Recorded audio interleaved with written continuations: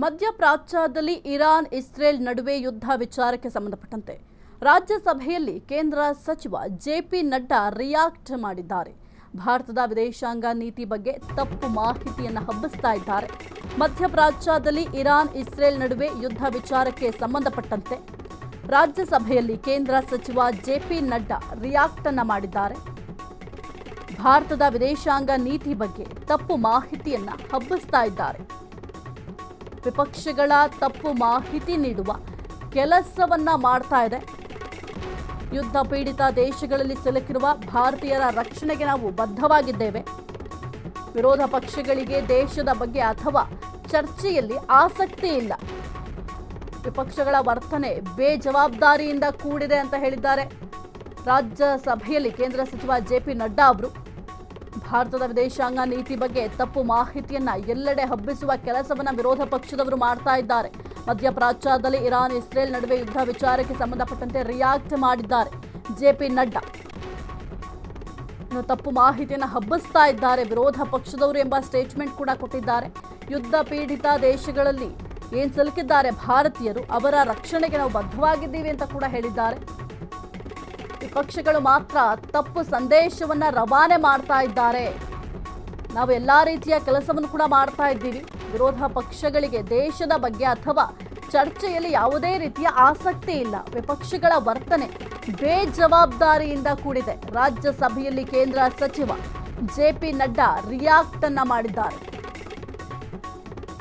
ಮಧ್ಯಪ್ರಾಚ್ಯದಲ್ಲಿ Iran Israel ನಡುವೆ ಯುದ್ಧ ವಿಚಾರಕ್ಕೆ ಸಂಬಂಧಪಟ್ಟಂತೆ ಜೆಪಿ ನಡ್ಡಾ ಅವರು ರಿಯಾಕ್ಟ್ ಮಾಡಿದ್ದಾರೆ. ಮುಖ್ಯವಾಗಿ ಅಲ್ಲಿ ಸಾಕಷ್ಟು ಭಾರತೀಯರು ಆ ಒಂದು ಯುದ್ಧದ ಜಾಗದಲ್ಲಿ ಸಿಲುಕಿಕೊಂಡಿದ್ದಾರೆ.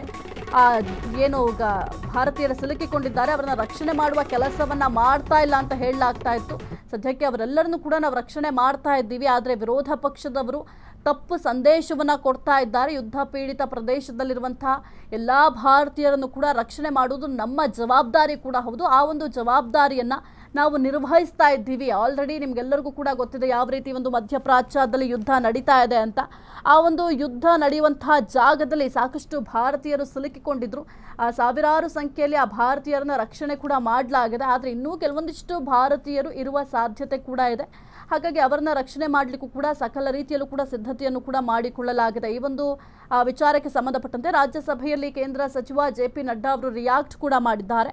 ಭಾರತದ ವಿದೇಶಾಂಗ ನೀತಿಯ ಬಗ್ಗೆ ತಪ್ಪು ಮಾಹಿತಿಯನ್ನು ಹಬ್ಬಿಸುವ ಕೆಲಸವನ್ನು ಕೂಡ ಮಾಡ್ತಾ ಇದ್ದಾರೆ.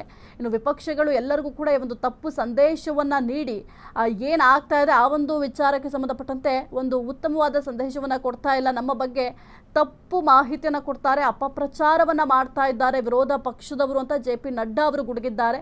ಯುದ್ಧ ಪೀಡಿತ ದೇಶಗಳಲ್ಲಿ ಸಿಲುಕಿರುವಂತಹ ಎಲ್ಲ ಭಾರತೀಯರನ್ನು ಕೂಡ ರಕ್ಷಣೆ ಮಾಡಲಿಕ್ಕೆ ನಾವು ಬದ್ಧರಾಗಿದ್ದೀವಿ. ಆಲ್ರೆಡಿ ಸ್ವಲ್ಪ ಜನ ಭಾರತೀಯರನ್ನ ರಕ್ಷಣೆ ಕೂಡ ಮಾಡಿದ್ದೀವಿ. ವಿರೋಧ ಪಕ್ಷಗಳಿಗೆ ಒಂದು ದೇಶದ ಬಗ್ಗೆ ಕಾಳಜಿ ಇಲ್ಲ ಅಥವಾ ಯಾವುದಾದ್ರು ಒಂದು ಚರ್ಚೆ ಮಾಡ್ತೀವಿ ಅಂತಂದರೆ ಆ ಒಂದು ಚರ್ಚಾ ವಿಷಯದಲ್ಲೂ ಕೂಡ ಅವರಿಗೆ ಆಸಕ್ತಿ ಇರೋದಿಲ್ಲ. ಆದರೆ ಈ ರೀತಿಯಾಗಿ ಅಪಪ್ರಚಾರ ಮಾಡಲಿಕ್ಕೆ ಅವರು ಸರಿ ಆಗ್ತಾರೆ. ಏಕೆಂತಂದರೆ ಮಾಡುವಂತಹ ಒಂದು ಉತ್ತಮವಾದ ಕೆಲಸದ ಬಗ್ಗೆ ಮಾತನಾಡಲಿಕ್ಕೆ ಸಾಧ್ಯ ಆಗಲ್ಲ. ಅವ್ರದ್ದೇ ಎಷ್ಟೊಂದು ಸಮಸ್ಯೆಗಳಿರುತ್ತೆ, ಆ ಒಂದು ಸಮಸ್ಯೆಗಳ ಬಗ್ಗೆ ಮಾತನಾಡೋದಿಲ್ಲ. ಆದರೆ ಇದು ದೇಶಕ್ಕೆ ಬಂದೊದಗಿರುವಂತಹ ಕುತ್ತು. ಏಕೆಂತಂದರೆ ಸಾಕಷ್ಟು ಭಾರತೀಯರು ಅಲ್ಲಿ ಸಿಲುಕಿಕೊಂಡಿದ್ದಾರೆ. ಅವರು ಹೇಗಿದ್ದಾರೆ ಅದ್ರ ಬಗ್ಗೆ ಯೋಚನೆ ಮಾಡ್ತಾ ಇಲ್ಲ. ಸದ್ಯಕ್ಕೆ ಅಲ್ಲಿ ಸಿಲುಕಿರುವಂತಹ ಭಾರತೀಯರ ರಕ್ಷಣೆ ಕೂಡ ಮಾಡಲಾಗಿದೆ ಅಂತ ಹೇಳಿದ್ದಾರೆ. ಕ್ಷಣ ಕ್ಷಣದ ಸುದ್ದಿಗಳಿಗಾಗಿ ಫ್ರೀಡಂ ಟಿವಿ ಸಬ್ಸ್ಕ್ರೈಬ್ ಮಾಡಿ, ಲೈಕ್ ಮಾಡಿ ಹಾಗೂ ಫಾಲೋ ಮಾಡಿ. ಹೊಸ ಸುದ್ದಿಗಳ ನೋಟಿಫಿಕೇಶನ್ಗಾಗಿ ಬೆಲ್ ಐಕಾನ್ ಮೇಲೆ ಕ್ಲಿಕ್ ಮಾಡಿ.